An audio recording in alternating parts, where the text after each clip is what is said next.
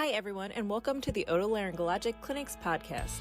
I'm Stacy Eastman, the managing editor for the series here at Elsevier.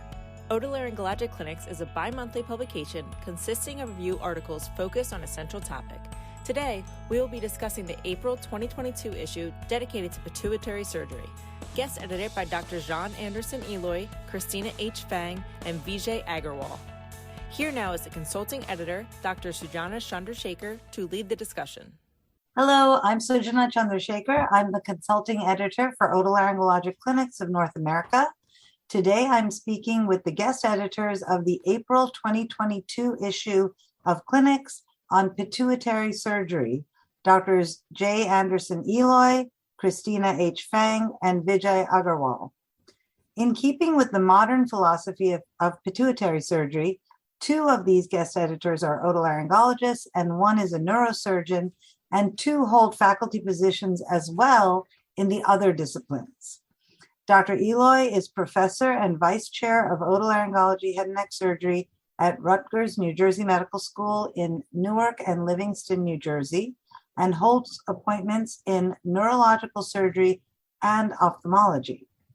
Dr. Fang is assistant professor of otolaryngology head and neck surgery at Montefiore Medical Center and Albert Einstein College of Medicine in the Bronx, New York.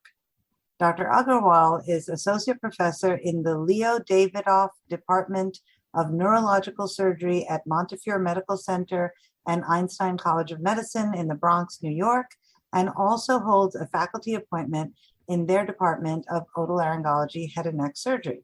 Welcome, Anderson, Christina, and Vijay. You've put together an issue of Otolaryngologic Clinics of North America with 21 articles that comprehensively cover this subject. I really love having the hardcover issues on my shelf to pick up and read a bit, but I will point out that many of our issues have online content. And in this issue, the article on Cushing disease has online video content that is accessible with either physical or online subscription or purchase at www.oto.theclinics.com, which is where listeners can find all of our issues and articles and all of our podcasts. You can also find the podcasts, which are one per issue, wherever you get your podcasts as well. I'm going to take a little poetic license and tell you about these podcasts. I've gotten a lot of compliments about the podcasts that we create here at Clinics, and we make freely available around the world. But just like many good things that I have done in my life, I have to say that this idea started with Dr. Eloy. When he was the guest editor for the April 2017 issue on sinonasal and ventral skull-based malignancies, he suggested that we do a podcast on it. It was a great experience, well received, and we've continued from then. So thank you for that as well, Anderson. There is so much detailed information in the April 22 Clinics on Pituitary Surgery. What we're going to do is do our best to cover as many of the highlights as possible as we talk about the issue. So let's get started. So I'm going to start with you, Anderson, Dr. Eloy. Can you give us an overview to start with? So what are the important takeaway points in this clinics for providers involved in the care of patients with pituitary lesions? Thank you, Dr. Chandrasekhar. It's always a pleasure to be able to participate. So to answer the question, I'd like to say that those tumors are very common. A lot of people have them. Most people who have them don't even know they have them, but this is something that's very common. And a lot of people would develop symptomatic disease and need to be treated. Now, because of the high incidence of pituitary tumors, probably every one of us will have had or would have known somebody who have one of these tumors. And what we found out over the years is, even though there's multiple ways of treating these lesions, having a team of specialists who can approach the treatment in a multidisciplinary fashion is what has really changed the way that we've dealt with them and the way we've been able to get really better outcome with these lesions. To give you an example, some of the people involved in the care of these complex and formidable tumors are otolaryngologists and neurosurgeons, just as the editors of this book, but also endocrinologists, neuroradiologists. You also need the proper type of anesthesiologists who specialize in brain tumors. Over the last, I would say, 30 or so years, there's been a lot of new techniques that have been developed. And recently, with the endoscopic techniques to remove these tumors, we've been able to really manage this and have better control of these lesions, although we still have cases that we have to do open surgeries, but the bulk of the lesions now, we're being to manage them with minimally invasive endoscopic techniques.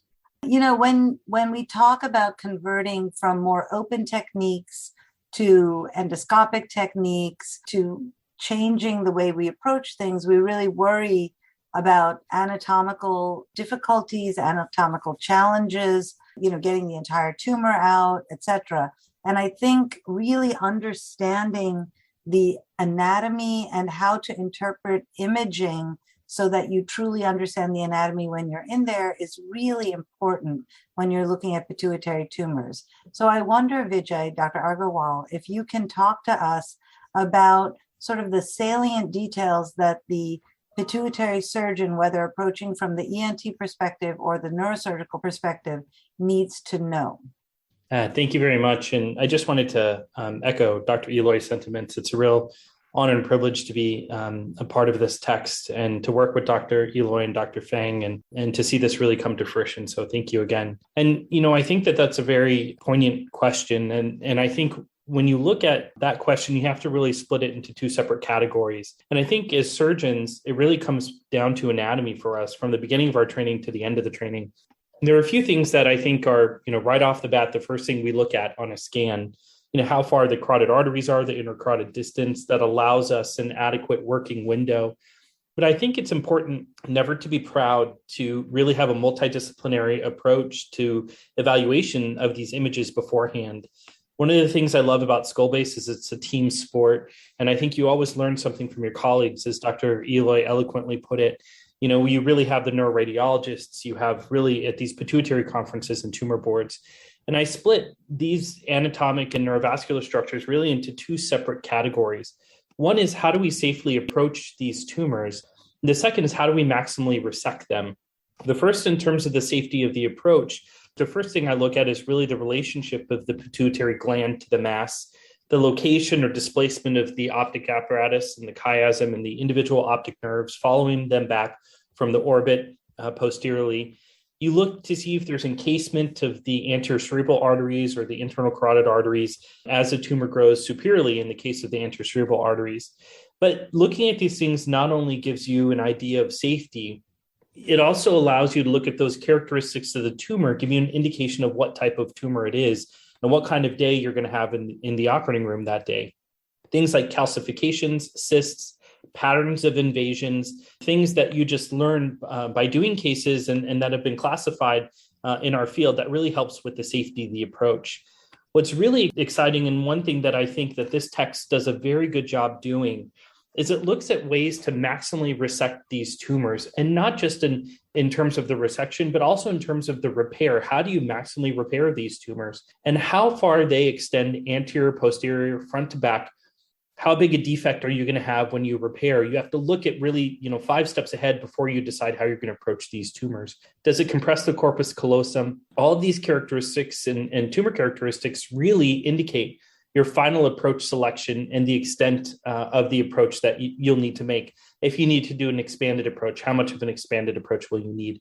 So I think the anatomy is really broken into safe approach and maximal resection. I like that way of thinking. I think it's a very logical way. It's a very surgical way of thinking. I will point out to our listeners that there are some really pretty radiographs as well as anatomical dissections in the beginning articles in this issue of Clinics, particularly in the one on endoscopic pituitary surgery. Figure 5 on page 229 shows the cavernous sinus compartments and really shows the intricate neurovascular anatomy that you really should be very familiar with. I'm going to ask you, Vijay, I'm a lateral skull-based surgeon. So I know that in the day when the joint approaches for acoustic tumors were being developed, Bill House and Bill Hitzelberger really had an amazing friendship. And I think that's really very important. But what they did was they went to the lab frequently and they dissected temporal bones and skull bases together. Is that something that you and Anderson and Christina might recommend for a team that's kind of fledgling and developing to be doing together? Yeah, I couldn't agree with that sentiment more. And actually, Dr. Eloy and I had that opportunity when we were both teaching at a course abroad. And that's actually the first time we had worked together, is operating on a cadaver in Africa. And, the things that you can learn, you can push the envelope, when the risks and the ramifications are low. And, this concept of never being too proud, I think that's important, not only when you look at scans, but also when you learn new techniques and new combination approaches. And we've just done that. We had an instance, I, of course, with Dr. Fang, we're part of the Skull-Based Center here at Montefiore Einstein. And, we had a lab where we were learning the transorbital approach a few years back. And from the chairman of ENT to the junior attendings, everybody was in the lab, in anatomy books. It almost looked like a scene out of medical school. And so I think you could never be too proud. And I think that's how you develop operative chemistry, but that's also how you develop, good outcomes eventually. I think it really starts with putting in the work in cadaver labs before you get into people. I think that's really important. Thank you. So, Dr. Fang, I'm going to ask you, we've talked about radiology, we've talked about being prepared anatomically, we've talked about the surgeons talking to each other. Anderson alluded to the rest of the team, the anesthesiologist. What other disciplines are important to include when you're managing patients with pituitary lesions? And what is the common workup of these patients? So first off, I also want to thank you, Dr. Chandrasekhar, for this awesome opportunity to contribute to this edition of the clinics. Personally, I found it to be a really great learning experience, and I really enjoyed it. With regards to your question, management of these patients, it requires active collaboration among several disciplines.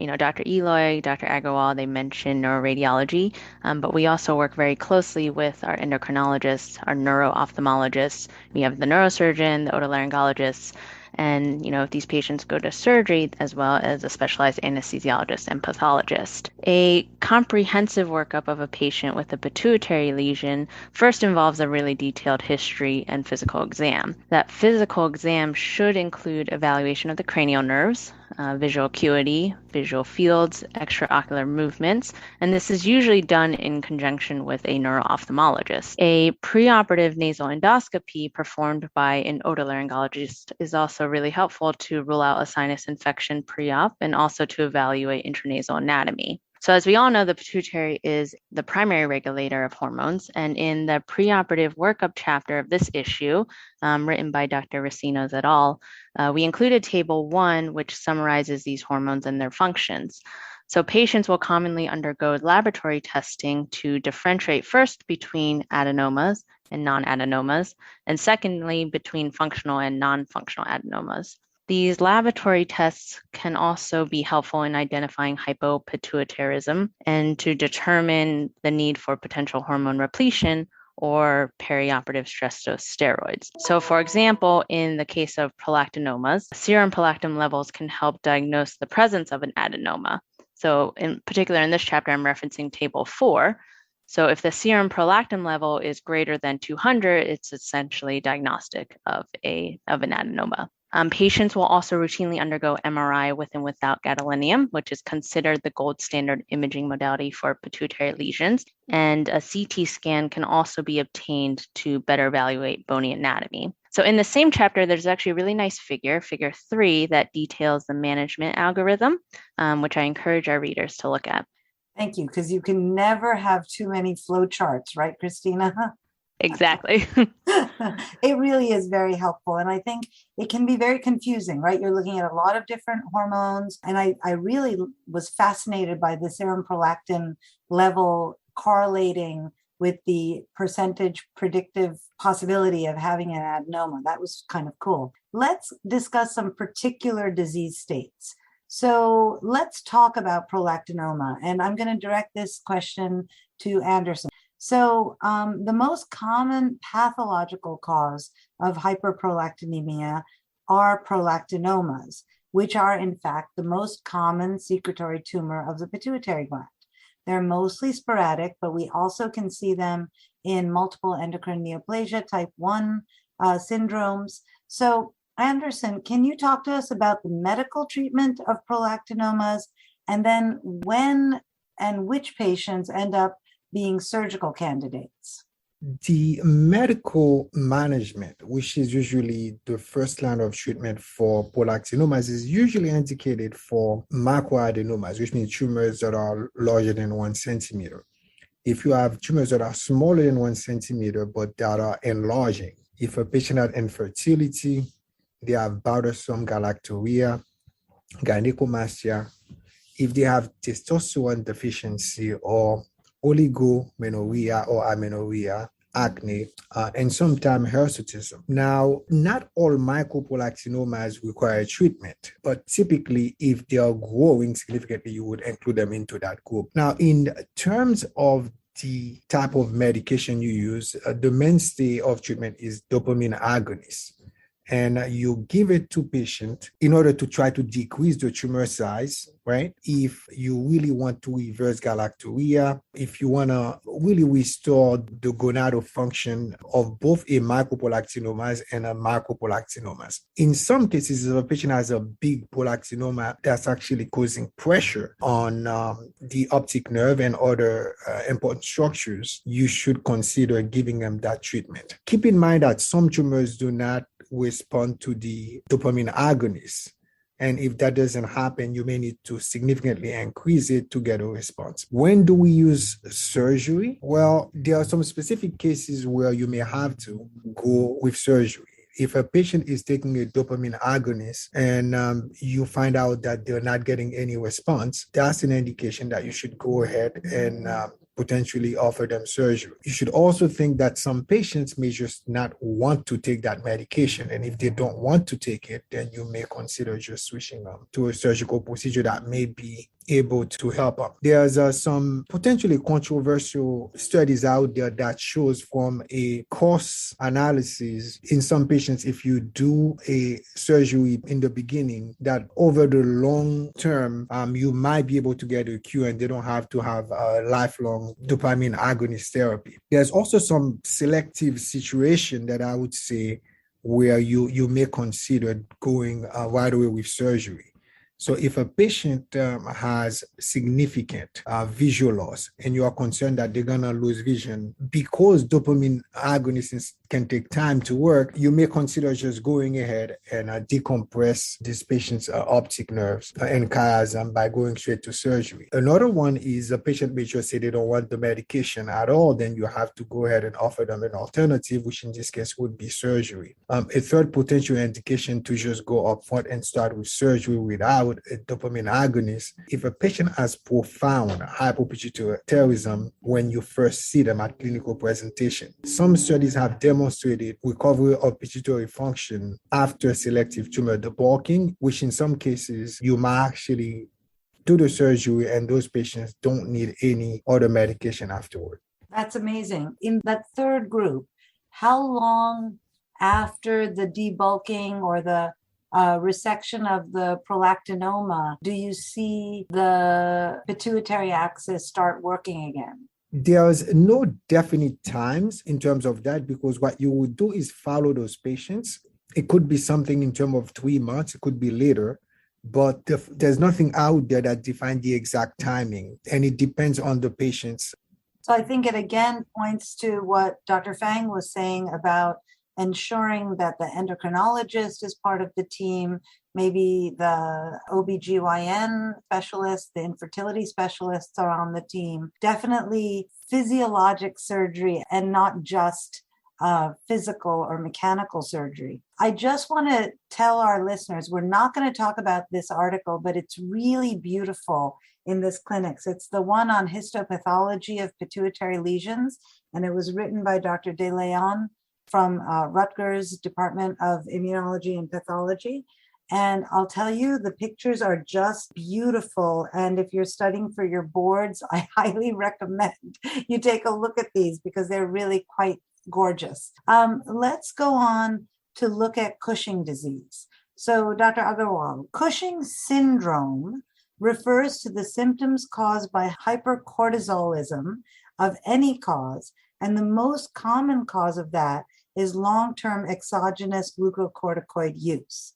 Cushing disease, which was first described by the great Harvey Cushing in 1912, is hypercortisolism from a functional pituitary adenoma, and that is pretty rare. So Cushing disease occurs in 0.7 to 2.4 per million people.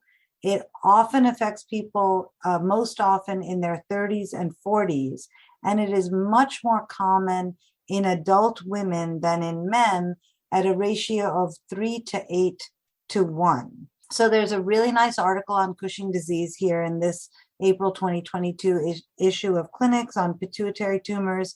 And there's a flow chart, because I'm all about the flow charts, which is figure 1 in this article, and it's on the diagnostic workup of Cushing disease. So Vijay, what are the considerations to take when you're trying to locate an ACTH adenoma intraoperative? Yeah, thank you. This continues to be one of the more challenging areas within the field of endoscopic skull base. And it doesn't really matter where you are in your career, whether you're one of the more seasoned veterans or whether you're more junior faculty. Attacking these cases operatively is inevitably difficult. The challenge, and I think really the crux of this, comes into the preoperative planning. And, Dr. Feng mentioned this, I think, very, very well. But in terms of the imaging review, I think looking at the preoperative imaging, and that includes an MRI, CT, CTA for the vascular anatomy, I think looking at the imaging in a team-based approach is very, very important on a tumor board or pituitary conference like we do. And I think to have as many eyes as you can in the imaging beforehand will make the day in the operating room much, much smoother. Because these tumors tend to be very, very small, you really have to try to find identifying structures. So how far it is from the carotid artery, how far it is from the cavernous sinus, how far is it anterior or posterior? And in the end, it really does turn into a bit of a hunting expedition.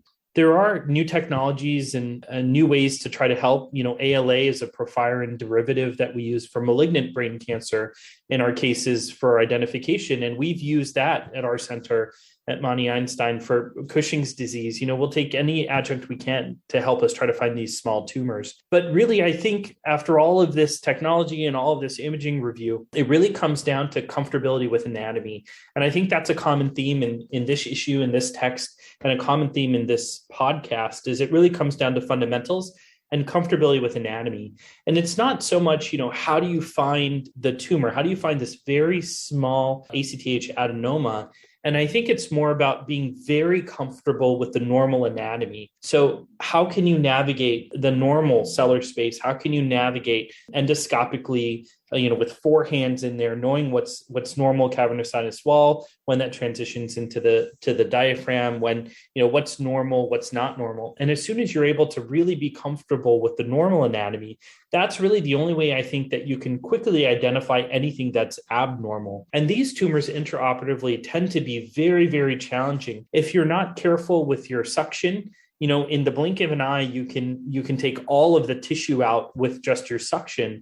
And if you don't have a trap, and oftentimes if you do have a trap, which is an ability to catch things through the suction, you may have lost your opportunity to really diagnose these patients definitively. And oftentimes, depending on whether a center has a petrosal sinus sampling or not, it could be very important to have that final tissue. And so I think it really comes down to knowing and being comfortable with the normal anatomy to really identify the abnormal anatomy, such as a very small ACTH adenoma.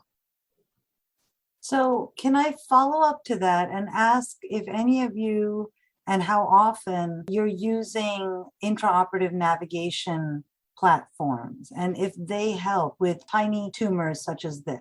I'm happy to tell you about our experience. Dr. Fang and I use this for every case. It's become our standard of care for these patients. So we'll do 100% of our cases for Cushing's and any pituitary lesion, suprasellar lesion with very accurate intraoperative navigation.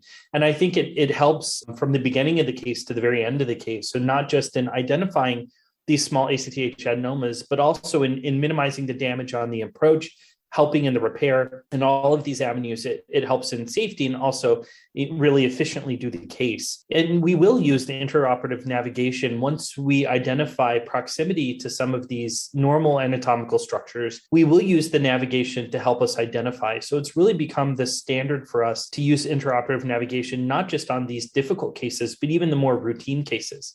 So Anderson, we've heard that Montefiore Einstein uses navigation for every single pituitary case. What's happening out in New Jersey? Yes, so we do have a similar model in New Jersey, again, because of the complexity and the vital structures that surrounds those pituitary lesions. It's extremely important to know where you are during the surgical dissection at all times. So even though I would not want to say that navigation is the standard of care, which may have legal implications, we typically do not perform these surgeries without having a navigation set up. At a minimum, I know some people use intraoperative fluoroscopy, which is an old technique that still has value, but in New Jersey, we do use navigation in all our cases. I'm Sujana Chandrasekhar. I'm the consulting editor for Otolaryngologic Clinics of North America. And today I'm having the pleasure of speaking with the three guest editors of the April 2022 issue on pituitary surgery. They are Doctors J. Anderson Eloy, Christina H. Fang, and Vijay Agarwal. You can find all the issues of Otolaryngologic Clinics of North America in your personal or medical center library and online at www.oto.theclinics.com, which is also where you can find a podcast per issue for the past 5 years. So let's get back to the conversation. Vijay, I'm going to put you back into the hot seat and let's talk about acromegaly. Acromegaly is caused from excessive secretion of growth hormone and insulin-like growth factor, and it affects less than 6 per 100,000 people in the world. It affects mortality, and a prompt diagnosis is necessary to prevent long-term metabolic complications and to prevent irreversible structural abnormalities. So to set the stage for what is actually acromegaly, a well-known celebrity who had acromegaly was called Andre the Giant. He was a pro wrestler, but he was also an actor. And if any of you are fans of the movie The Princess Bride, which is one of my family's favorite movies, he played the giant Fezzik in The Princess Bride. And one line is, "Oh, I'll go get the brute squad." And somebody says, "You are the brute squad." So he was giant. He was 7'4". He weighed 520 pounds. He had a shoe size of 58. And he unfortunately died of congestive heart failure at the age of 46. And just to tell you what a shoe size of 58 means, Shaquille O'Neal, who is a giant of a man, basketball player, wears shoe size 23. So acromegaly is not the same thing as being a giant. So how can we tell the difference, Vijay?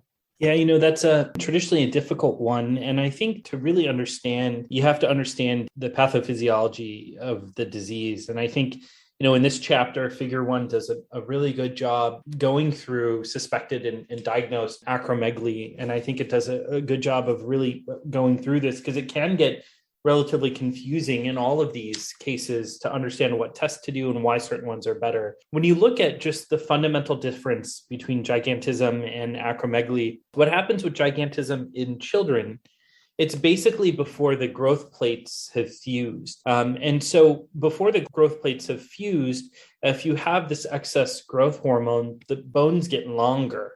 So you basically get, significantly taller. The difference is in a lot of the acromegaly patients, after the bones have fused, the bones, instead of getting longer, just end up getting thicker. So when your bones really increase in size instead of length, so in childhood, this leads to increased height, and that's gigantism. But in adulthood, when these growth plates have fused, that change in height doesn't occur. So instead, the increase in bone size is limited, and it's really in how thick these bones are.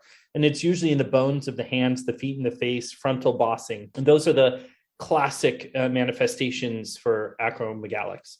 And then, I know that these algorithms in this particular article are excellent, looking at suspected and diagnosed acromegaly, and then what happens when you make the diagnosis and how you follow these patients. So Anderson, can I ask you, because of the frontal bossing and the midface changes that we see with acromegalics, does that make the ENT approach to these tumors any different or more difficult?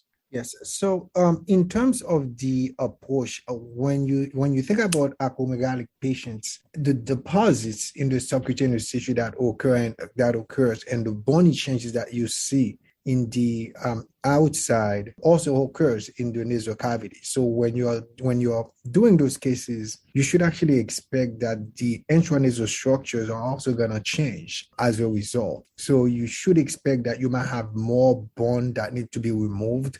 You should expect more rigidity from what I've seen in terms of moving instruments into these patients' noses. Of course, you're going to be able to get there, but do expect that there will be some changes in the normal anatomy. That will be doable, but a little bit more challenging. Like the other tumors we've talked about, it's really important once the tumor has been removed that certain hormone levels are followed. So in this article, they talk about looking at serum growth hormone on post-op day 1, looking at IGF-1 and growth hormone at 12 weeks post-operatively, and even considering an oral glucose tolerance test at that time, and then annually monitoring their IGF-1, their growth hormone, and doing an MRI scan. So these are never sort of the one and done type of surgeries.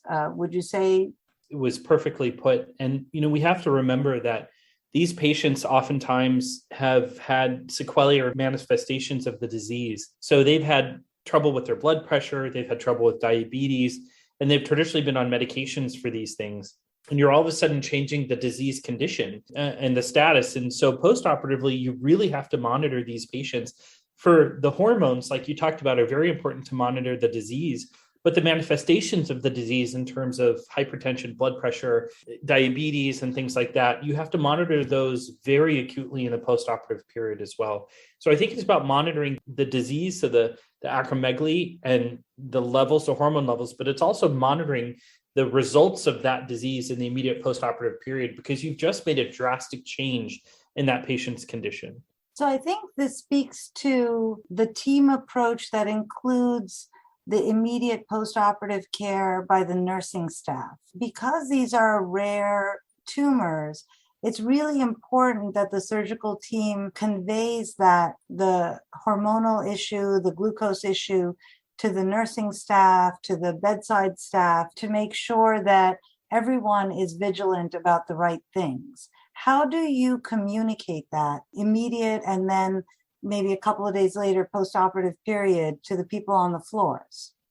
Yeah, that's a very, very good point, and one that I think that we haven't really addressed as a field. And I think this book actually does a very good job talking about the postoperative care from the nursing to the anesthesia. So we had our anesthesiologists from Monty Einstein write a chapter on some of the specifics for us. And I think it was a very appropriate place to address that, and doesn't really get a forum.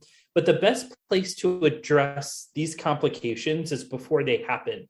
So what we've done is, when we built the Skull Base Center back in 2018, what we did is we started to do a series of education courses and education lectures for the nursing staff. So we have a neurosurgical ICU and a neurosurgical step down and floor. And for the nurses in those areas, we actually had the residents and the attendings go and give lectures on things that are involved, extraventricular drain management, lumbar drain management, things that are involved with these big cases for endoscopic skull base, but also what to watch out for in patients in the postoperative period, to look for rhinorrhea and leaks, sudden changes in blood pressure. So I think the education happens well before, and that's the time to address that is not after the case is done. The time to address that with the team is well in advance, weeks and months before you even do a case. I heartily applaud that sentiment. Let's switch gears just a little bit and switch over to Dr. Eloy. So, Anderson, let's talk about non-functioning pituitary lesions and giant pituitary adenomas. So first, let's talk about non-functioning pituitary lesions. So as you said earlier, pituitary adenomas are very common. They're seen in 1 in 865 to 1 in 2,688 adults. 15 to 54% of pituitary tumors are non-functioning, and most non-functioning pituitary adenomas, or NFPAs, are macroadenomas. So a macroadenoma is an adenoma that is greater than 10 millimeters or 1 centimeter in diameter. So these are non-functioning in terms of hormonal activity, but they can present with a mass effect and clinical symptoms that can include headache, hypopituitarism, cranial nerve deficits, visual field cuts, rather than pituitary hypersecretion. So what is the definition of a silent pituitary adenoma? A silent pituitary adenoma is a rare subset of non-functioning pituitary adenoma, which is defined as a pituitary neuroendocrine tumor that can express certain transcription factors for hormone synthesis, but they do not present with signs or symptoms of hormone hypersecretions. So despite the fact that they do express the factors, clinically, they don't really secrete. Now, each type of active adenoma can also have a silent equivalent. And these non-functioning lesions, what we found is that they tend to be more aggressive than their hypersecreting counterparts. And they also have a higher rate of recurrence. Now, those are silent pituitary adenomas. They present as a clinical spectrum. They could be totally silent. They could be clinically silent, or what you call whispering. And this is found in our chapter on that in table 1. We describe all of these different silent pituitary adenomas. There's also something I didn't mention, which is the nerve cell, which is then biochemically and from an immunohistochemistry, they are negative. Those would probably not be considered the same as your silent pituitary adenomas. And I think the second portion of your question was about giant pituitary adenomas. Right. So giant pituitary adenomas are those that are with a maximum diameter in any direction of over 4 centimeters or 40 millimeters. And they encompass a significant percentage of pituitary adenomas, between 5 and 15%. So can you talk to us a bit about what makes these more challenging to resect and what techniques that you can use to achieve success, and actually what you define as success in removal or partial removal of these tumors?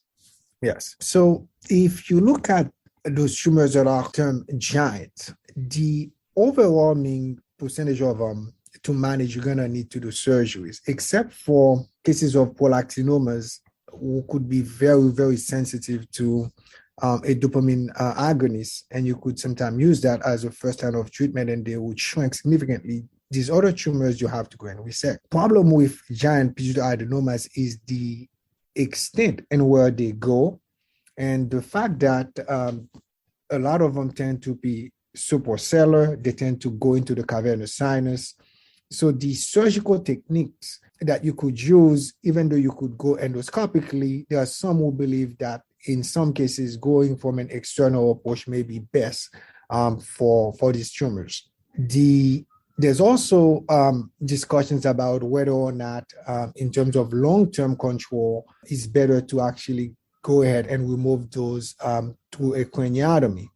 Nonetheless, I do believe that from what I've seen in our institution, going endoscopically and doing extended procedures where you could really, instead of just going to a transcellular approach, going and doing extended procedures in the transtuberculum or transplanum approach to reach these lesions that are supracellular, you could achieve similar, if not better result in our hands than going transcranially in those cases. I just want to take a quick pause here to let our listeners know that they can receive an exclusive discount on the issue we are discussing today by visiting us.elsevierhealth.com/expert. You know, when I read through this issue of clinics and I read through this article, I saw that gross total resection rates are over 40% and recurrence rates are less than 15% via all the approaches that you mentioned, whether it's endoscopic, endonasal, transsphenoidal,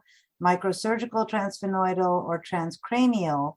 But the papers that were reviewed and the data shows that the endoscopic transsphenoidal approach has the lowest perioperative mortality, which is 0.6%, and the highest rates of visual improvement, which is 82%.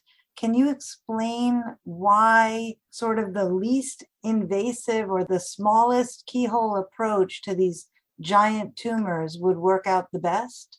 I do believe that if you go and you're removing these tumors to either a subfrontal or another external type of approach, you are dealing with an area where you don't have the best visualization. I do believe going with an endoscopic approach does allow you to have better visualizations.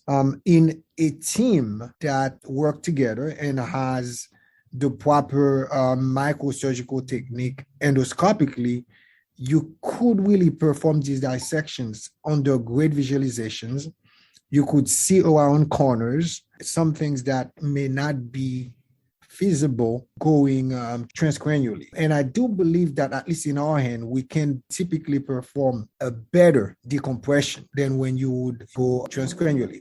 And again, now with the new techniques where you could actually resect the tuberculum cellae and plenum to really go and remove some of the extent that goes more anteriorly and superiorly, and being able to really explore the cavernous sinus endoscopically, we're able to get, I may be biased as an endoscopic skull-base surgeon, I think you're able to get more of the tumor out, and in my hand, I think in a safer fashion. However, a lot of my contemporaries and some of my teachers would probably tell you that it is the reverse.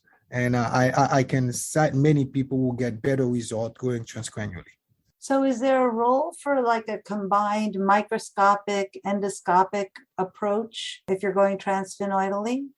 I do believe there is a role for that, but typically in most of those cases in our institution, what we would do is try to go with one approach, try to get as much of the tumor out. And if there's a residual amount of tumor, instead of putting the patient to a second surgery, we may consider radiating that, because whether you go from above or below, the tumor that's usually left is usually stuck to other structures, and putting the patient to a combined approach to get everything out, you may end up hurting some of those vital structures. I don't know if Dr. Agarwal, who's our neurosurgeon on the panel here, has any other ideas. Obviously, Dr. Eloy has so much experience in this field and has really seen that transition from, a lot of microscopic to endoscopic surgery. And so I think something he said really struck a chord too, is that he said, in his hands, which means basically with your experience. And so when you look at those papers, it doesn't fit every center. You have to look at what a center has experience with. And so we're pretty similar approach to Dr. Eloy's team, with one, I think, difference. We tend to be pretty aggressive in employing these combined approaches.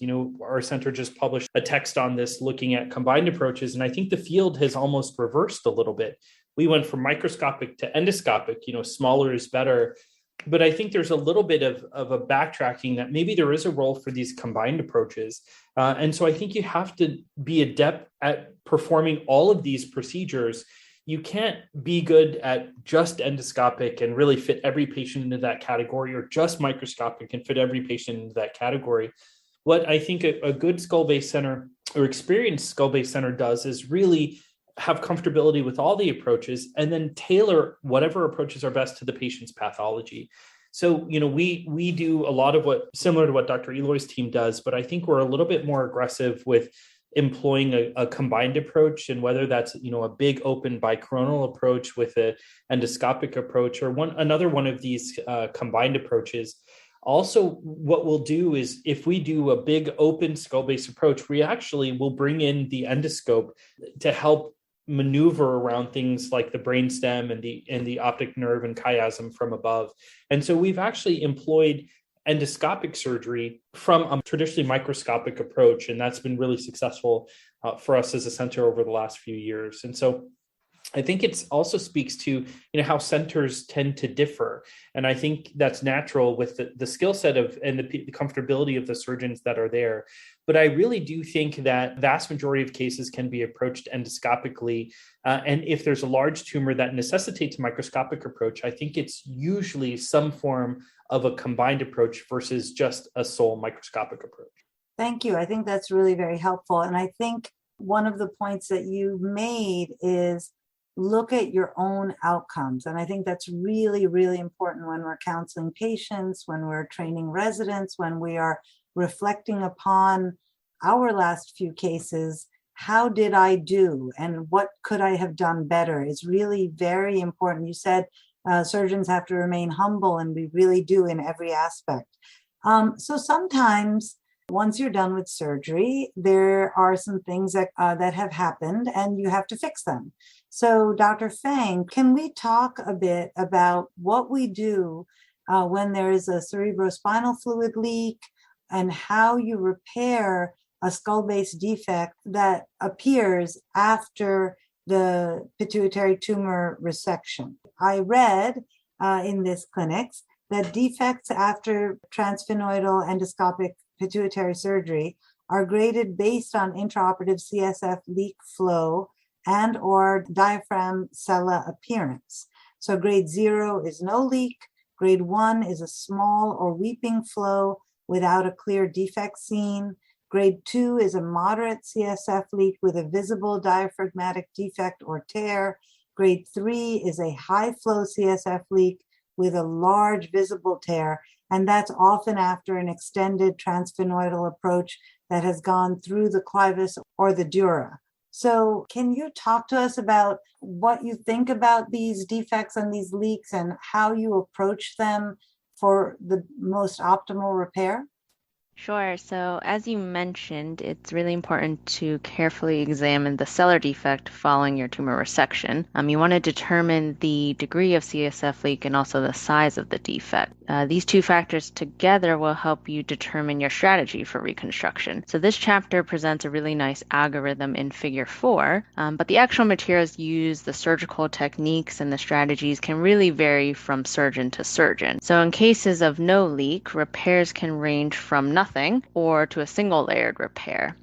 For cases of low flow leaks, such as grade 1, like you mentioned, repairs can be single layered, so either a free mucosal graft harvested from the sphenoid sinus, the nasal cavity floor, or the middle turbinate, or a single layered of dural substitute graft, such as Duragen. In cases of a high flow leak or those with a really large defect, a multi-layered repair with vascularized tissue is generally preferred. The nasal septal flap is the workhorse of endoscopic skull-based reconstruction. It's a pedicled flap that's based off of the posterior septal artery, and it can be used on its own or in conjunction with another collagen or autologous graft, such as a fascia lata graft. So although the reconstruction strategies and techniques can vary greatly, the goal is always a watertight closure to prevent postoperative leak and the risk of meningitis.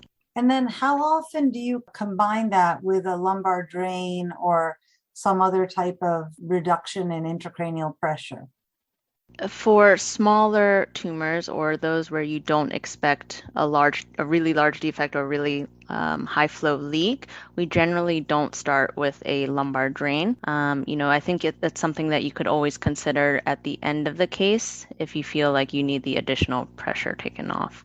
So now the case is done, and you've done this amazing resection, and you've done this amazing closure. And we touched with Dr. Agarwal a little bit on ensuring that the entire team, the pre, intra, and postoperative team, is all aware of some of the issues that might arise. But can you talk to us in a bit more detail about the postoperative care of these patients?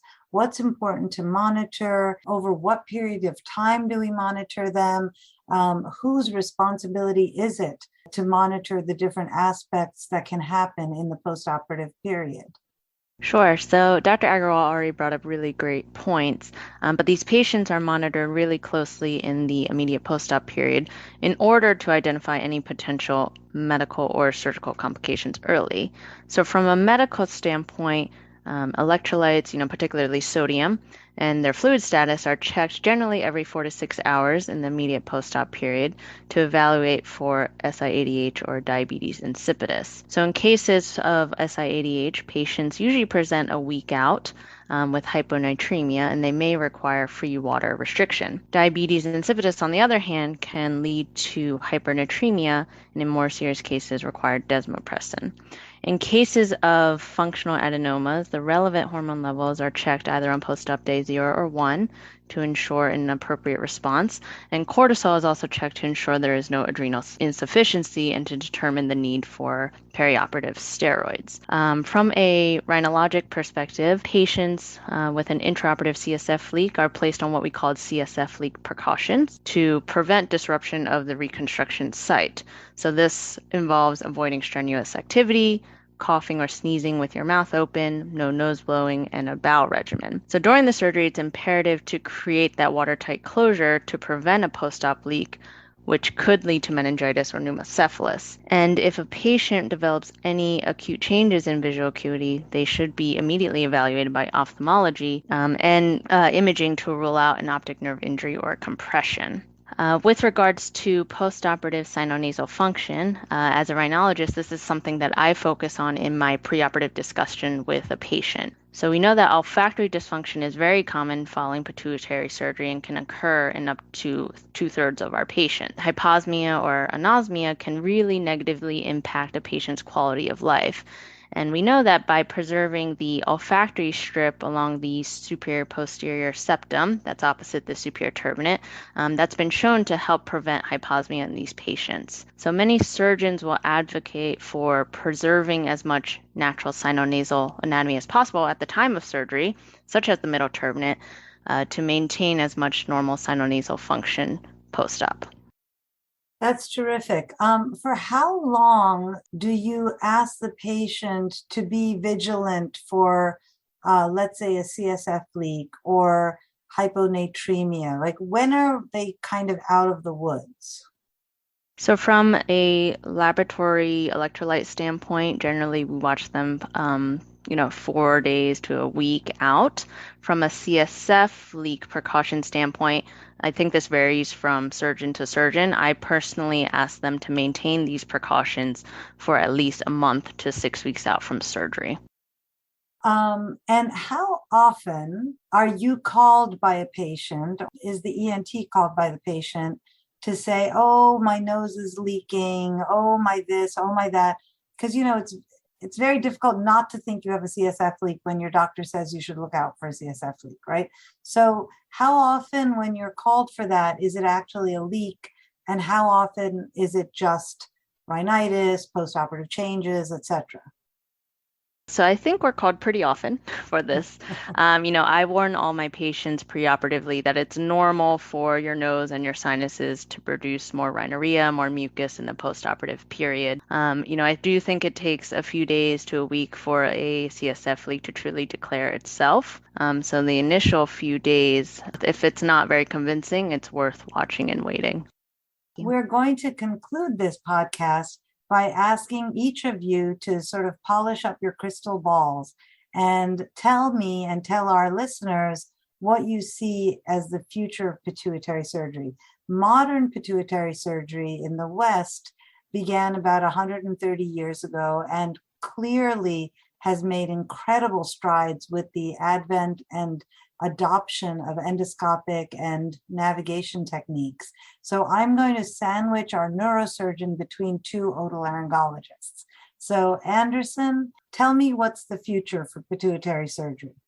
There's two things that I think about when I was reading these questions. Number one is that I do believe that we're getting better and better with our optical system, instrumentations, better trained surgeons. So I do believe based on those, we're going to be able to continue to improve our surgical techniques, and our results are going to continue to improve just as a result. On the other hand, I also believe that medical management is going to continue to improve significantly, and will decrease the number of pituitary tumors that we're actually resecting.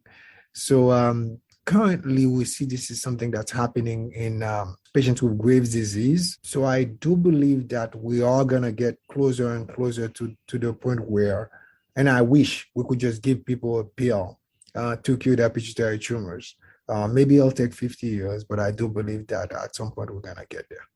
Dr. Agarwal, what do you think as a neurosurgeon is the future for pituitary surgery? I definitely echo Dr. Eloy's sentiments. And, I think as surgeons, we love to innovate. That's what we do. Surgical approaches, transorbital approaches for us have been a big thing at Tones. And, I think there's a lot of very cool, innovative ways to approach pituitary tumors. And it gives us a lot of pride, and patients do well. But I think eventually the ultimate goal is going to be to answer the number one question I get from patients with pituitary tumors is, where did this come from?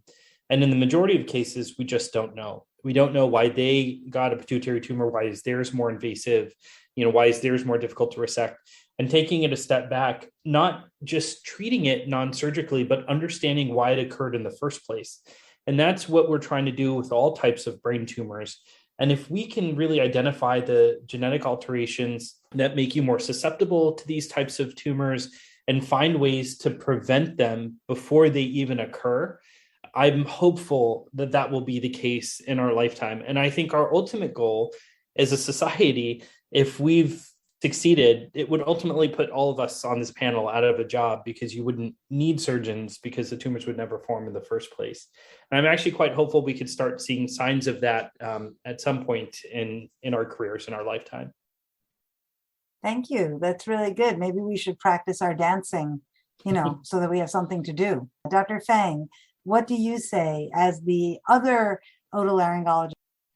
Dr. Eloy mentioned the advances in technology, and we've seen really interesting, cool stuff come out recently with regards to the new surgical navigation and simulation. And I think that could play a huge role in the future if you're able to go through these cases, simulate the cases preoperatively, or whether you're able to better navigate, a small adenoma. I think that could really improve the efficiency and the safety of these cases going forward. Thank you so much. I'm Sujana Chandrasekhar. I'm the consulting editor for Otolaryngologic Clinics of North America. And today I've had the immense pleasure of speaking with the guest editors of the April 2022 issue of Clinics on pituitary surgery. They are Dr. Jean Anderson Eloy, Dr. Christina H. Fang, and Dr. Vijay Agarwal. Dr. Eloy is professor and vice chair of otolaryngology, head and neck surgery at Rutgers, New Jersey Medical School in Newark and Livingston, New Jersey, and holds appointments in neurological surgery and ophthalmology as well. Dr. Fang is assistant professor of otolaryngology, head and neck surgery at Montefiore Medical Center and Albert Einstein College of Medicine in the Bronx, New York. Dr. Agarwal is associate professor in the Leo Davidoff Department of Neurological Surgery at Montefiore Medical Center and Einstein College of Medicine in the Bronx, New York, and also holds a faculty appointment in their Department of Otolaryngology, Head and Neck Surgery. You can find this and all issues of Otolaryngologic Clinics of North America and all of our podcasts at www.oto.theclinics.com and wherever you get your podcasts. If your library doesn't carry this journal, please encourage them to do so. Thank you so much, Anderson, Christina, and Vijay, for sharing your time, your effort, and your expertise and experience with us, with our readers, and with our listeners today and in the issue. Thank you for joining us for this edition of the Otolaryngologic Clinics podcast.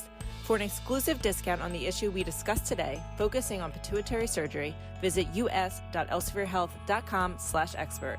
Otolaryngologic Clinics is available for individual print subscription with accompanying online access or individual online-only access, and is also available on Elsevier electronic platforms Clinical Key and Science Direct. For more information on this series and our nearly 60 other titles spanning all medical disciplines, visit info.theclinics.com. Be sure to follow us on Twitter and subscribe to the Otolaryngologic Clinics podcast on Apple Podcasts and Google Play.